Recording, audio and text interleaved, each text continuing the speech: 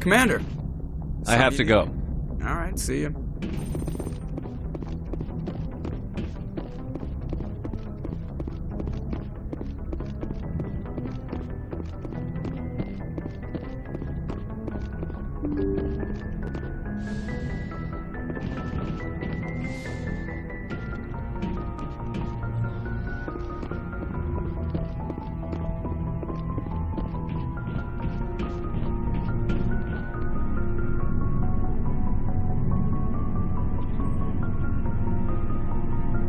Anything you need, Commander?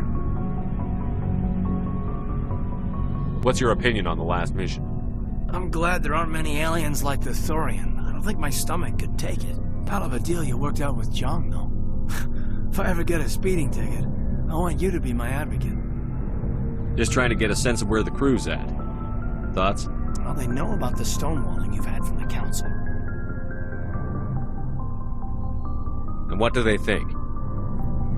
They're on your side. They're pissed about the resistance we're getting, especially from our side. I'll have a better handle on all of it when my head stops hurting. Another L2 flare-up. Ever thought about going back under the night? Maybe get an upgrade? No thanks, Commander. One slip and you can't remember your own name. The L2s spike higher anyway. My abilities would drop with pain-free L3s. And it'd be a cold day before I turn myself over to a Kinetic subsidiary. I haven't heard anything about kinetics in a while.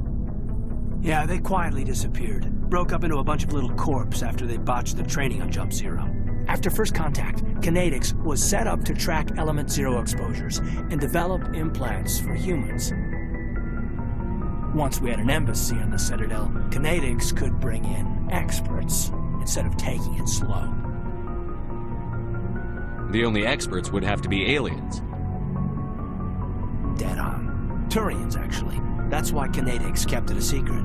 They were afraid of what people back home would think, asking the Turians for help when we just fought a war with them. The Asari would have been more acceptable than the Turians. Yes, but the company didn't go through the Citadel. It would have made Earth look weak, so they discreetly hired some Turian mercenaries. Is there some reason we couldn't learn it on our own? They didn't know where to start. Hell, it took a couple of years to even link biotics and Ezo. Forget trying to get the kids to move stuff. They had trouble just helping them not break their own limbs. And their choice of teachers didn't help much. Get your knuckles rapped a few times, Lieutenant? Yeah, you could say that. Our instructor was a Turian by the name of Commander Vernus. A real hard-ass. He basically had a free pass to break us if it would turn out a decent biotic. Kind of spiraled from there, Commander. Well, you're a hell of a biotic, though. He must have done something right. Well, I got to where I am because I took initiative. Good or bad, I own that. Pretty much despite kinetics. Anyway, this is ancient stuff. I walked it off a long time ago. I should get back to my duties, Commander. We're here to make history, not rehash it. We'll talk another time, Lieutenant. Commander?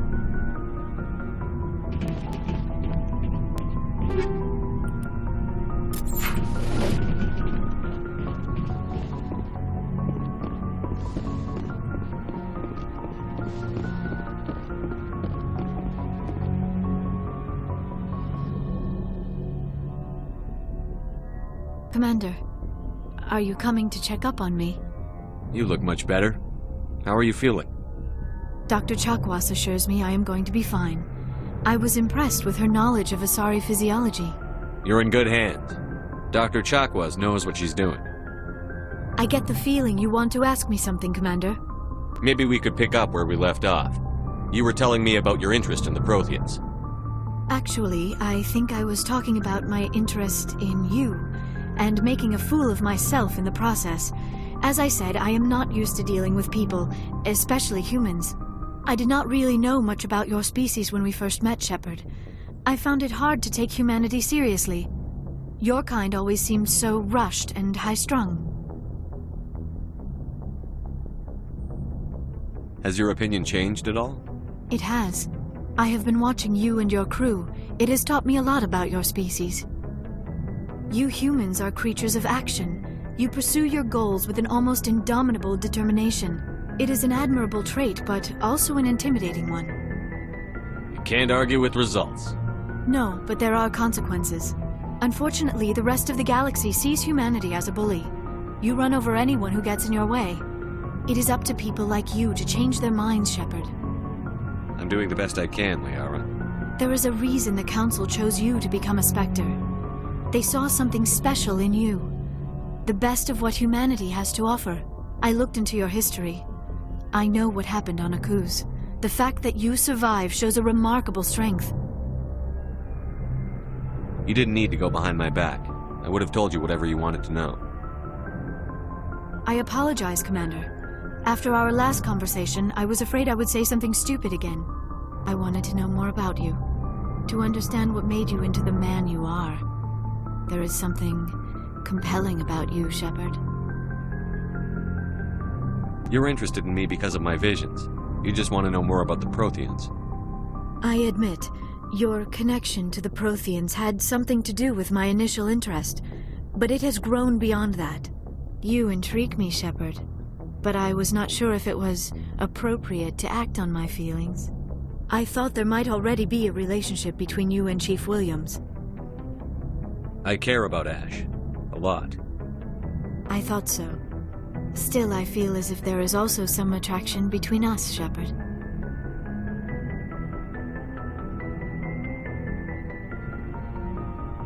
I'm not interested in you in that way, Liara. This is very embarrassing for me, Commander. Please, let's talk about something else. I should go. Goodbye, Commander.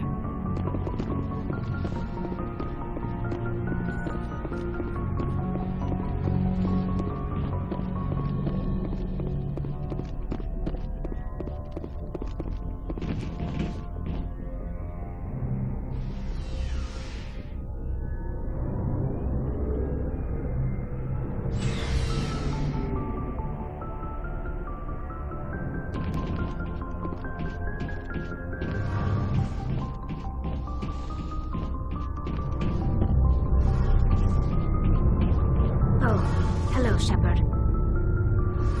Are you okay? I don't know. Your ship is amazing, and your crew's been really great to me, especially your chief engineer. But I just sort of feel out of place. The Normandy runs so smooth it feels like we're not even moving, and the engines are so quiet. How do you sleep at night? The silence wakes you up? Back on the flotilla, the last thing you want to hear is silence. It means an engine's died or an air filter shut down. I guess you don't have to worry about that here. But old habits die hard. But it's more than just the silence. This ship feels so empty. It's like half the crew is missing. Back home, I couldn't wait to go on my pilgrimage. I couldn't wait to get away from the crowds. Now that I'm out here, I kind of miss them. Sometimes we don't appreciate what we have until it's gone. That's true. I'm starting to wonder if that's what the pilgrimage is really about. It's given me a whole new perspective on my people and our culture. You know, there's always a few who go on their pilgrimages and never return. I always assumed something bad happened to them, but maybe they just wanted a different life. You do plan to return to the migrant fleet, right? I could never abandon my people, Shepard. I will go back eventually, but we have to stop Saren first. Otherwise, I might not have a home to go back to. I should go. See you later.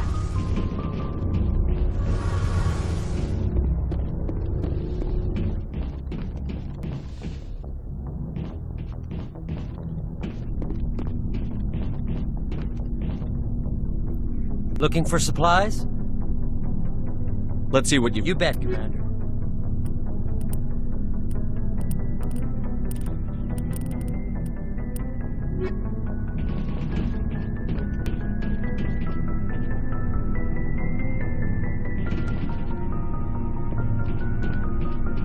What do you want, Shepard? Why did you become a mercenary? Lots of reasons. Such as? Such as, I needed to get out of our system. I needed to eat. I needed to survive. Why not stay and help your people? I tried to help. That's why I had to leave. What happened? I was betrayed. I was head of a small tribe. We were trying to restore order after the war, but the other tribes were against us. They followed Jared, one of the few warlords who survived the war with the Turians. But he was old, and so were his ideas. He wanted to continue the war. He wanted us to fight. Turians, Solarians, each other. It didn't matter who, as long as we were fighting. What did you want? I just wanted Jared to shut up, to stop his ranting. I wanted him to stop leading the tribes astray. But he couldn't understand how much things had changed. We didn't have the numbers to go to war. Even if we did, the genophage made sure we couldn't replenish our numbers fast enough. I told them all to forget about war. We needed to focus on breeding, at least for one generation. And for a while, we were getting through. Some of the tribes started coming around. I take it the warlord didn't appreciate that. No, he didn't. He arranged a crush with the tribes, a meeting on neutral ground. He wanted to talk. We met at the Hollows, near the graves of our ancestors. The skulls of our dead laid bare to remind us where we come from, and where we all go. It's as sacred as any Krogan place can be. Violence is forbidden. It sounds like a trap to me. You must have suspected as much. I did. But when your father invites you to a crush, well, there are some laws that even we hold sacred. Jared was your father? He was, until that day. We talked, but we didn't get anywhere. When it was clear that I wouldn't join him, he gave the signal. His men leapt from the graves of our ancestors like Krogan undead. The few that were loyal to me died quickly. I escaped with my life, but not before I sank my dagger deep into my father's chest. That is why I left, and that's why I'll never go back. You must have family other than your father. Don't you miss them? You trying to make me cry, Shepard? I've got some unfinished business with my family, but that's all. What kind of business? Before I left, I made an oath to my father's father. I swore to recover my family's battle armor. It was taken from him after the uprising. What's so important about this armor? It's a relic. Useless, really. But it was worn by 5 generations of my family before the war. It's rightfully mine. Originally, it was taken by the Turian military. We weren't allowed armor or weapons after the war. Now, it's in the hands of Taun Actus, a Turian scum who collects relics from the war. He's made millions selling Krogan artifacts that were stolen from my people. He's got several bases where he stores his goods, all fortified and guarded. I just don't know which base has my family's armor. Just tell me where to start looking. I'll upload the data to your nav system. But Commander, I want to be there when you find him. So long, Wrex. Shepard.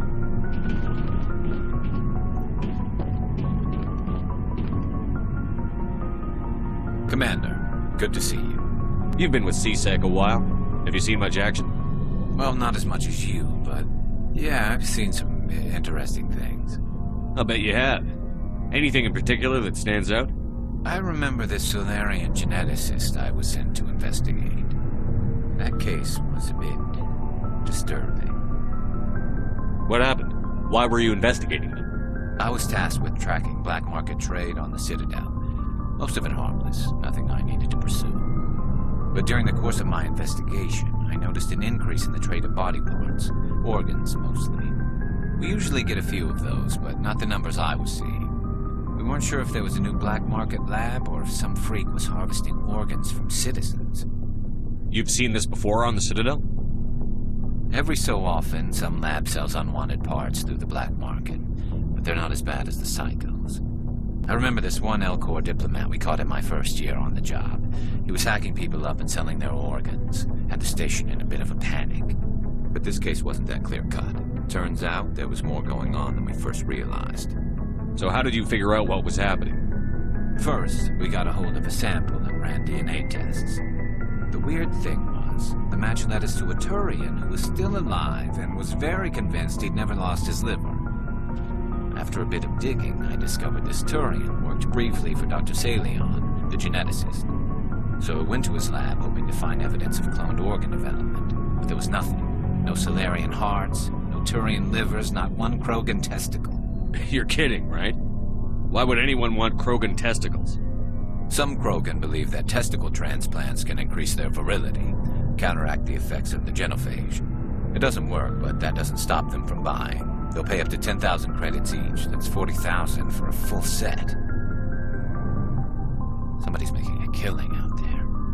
What did you do about the geneticist?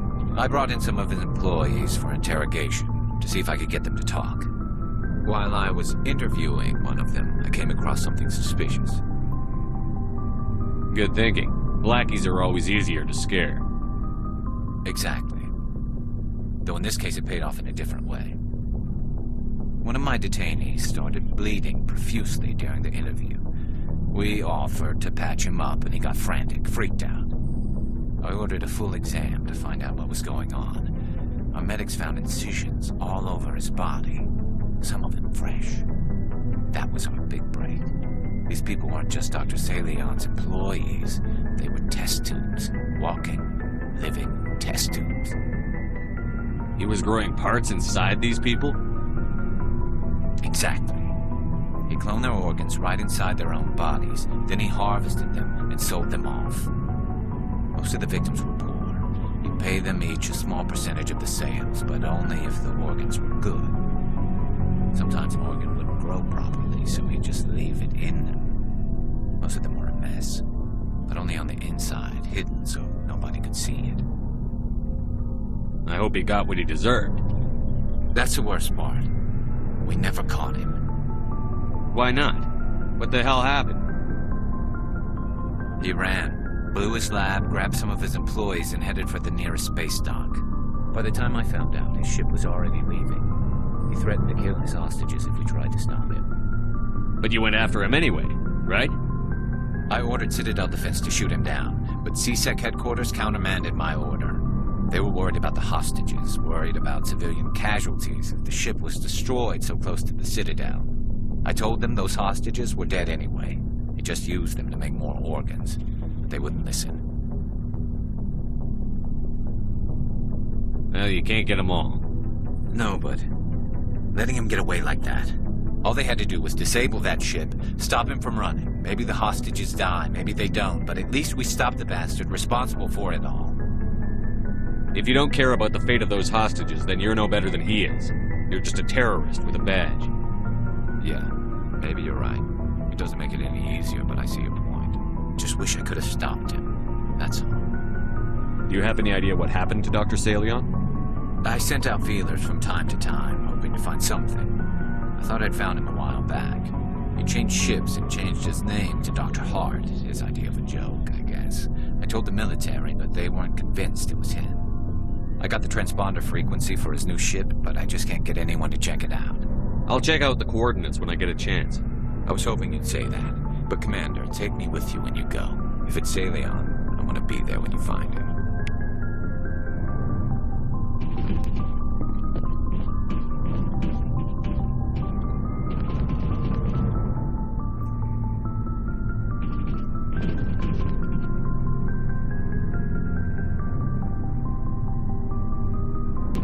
Before I go, you said you're serving with Commander Shepard now? We saw him on the news here. He's cute. Later, sis. Tell me you didn't hear that. Afraid I did. Oh, shoot me now. One of my sisters. That's Sarah, the youngest. What's up? You didn't come by to eavesdrop on family mail. Your family seems to be important to you. Yeah, we've always been close. Me and my sisters especially. With Dad on duty so much, I had to help Mom raise them. Where did you grow up? All over. We transferred a half a dozen times before I finished grade school. You go where personnel command sends you, right? I guess that's why I'm so tight with my sisters. We'd have to leave all our friends every 2 or 3 years. Did your father serve with the fleet? Yeah, took any crap posting he could get that offered space time. You know what?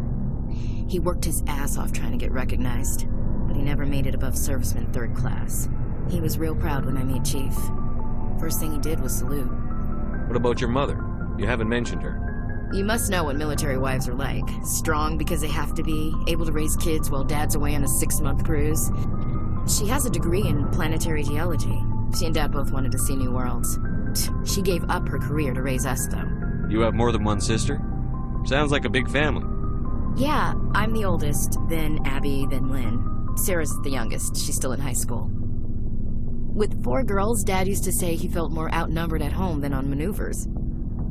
After helping raise them, your sisters still talk to you? Amazing. Things were tense between Sarah and me for a while. Then we bonded. Sounds like a story. Feel like sharing? Sarah got herself a boyfriend who wanted to go faster than she did, Mike. I didn't think he was a bad kid, just pushy. Lynn would send me these worried vid mails, and I'd tell her to relax. Where were you when this was going on? I was on active duty. Sarah's graduating high school this year. This was only a couple of years back. They were on Amaterasu. At the time, I was assigned to Chernobog. Same cluster, but a dozen Hellwire away. Close enough to talk regularly, too far to make it back in an emergency. I couldn't afford a fast packet flight. Sounds like that situation didn't last. Mike thought they'd go for a romantic walk in the woods, because he figured it was past time they did the deed. She levered Mike face first into a tree and left. Didn't have a scratch on her. Good thing Mom and Dad had us all learn some kind of self-defense. I took emergency leave and walked Sarah to school for a few days. Why didn't you tell the police? She said it wouldn't solve the real problem, and she and Mike would both become household names.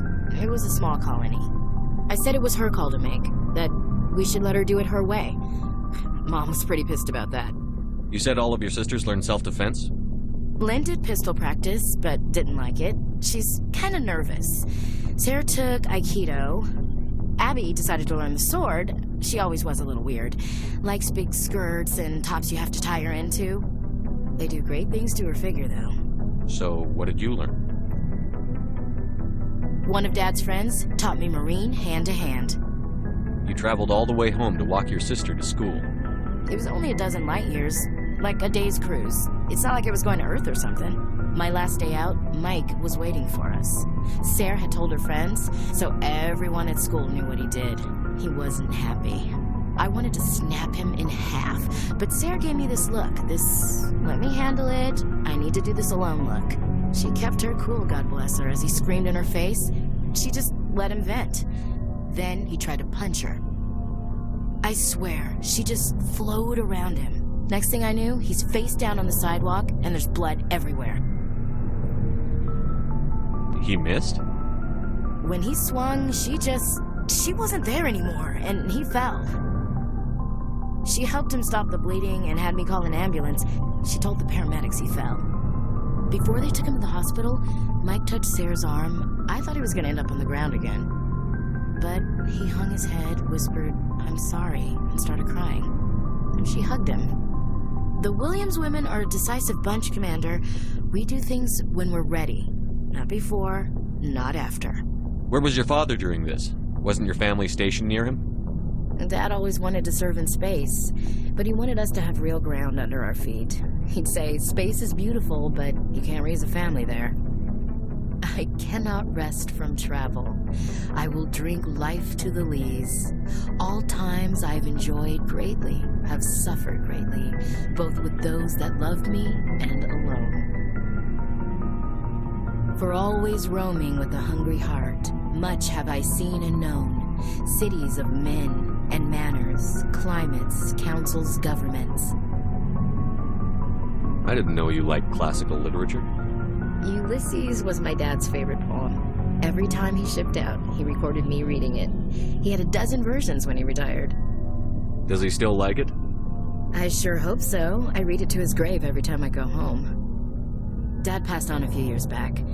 He's probably still watching, though. So behave. You mean from wherever we go after death? Dead on, Skipper. He's with God now. That's not a problem with you, is it? That I believe in God? Your beliefs are your business. I'm your commanding officer, not your moral compass. Just my commanding officer, huh?